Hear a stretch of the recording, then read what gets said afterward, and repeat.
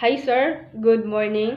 First of all, thank you for having me this opportunity to introduce myself. My name is Marialyn Obokila. I am 24 years old. I live in Samora, Taliban, Bohol. I have completed my bachelor degree in information system at Taliban Polytechnic College.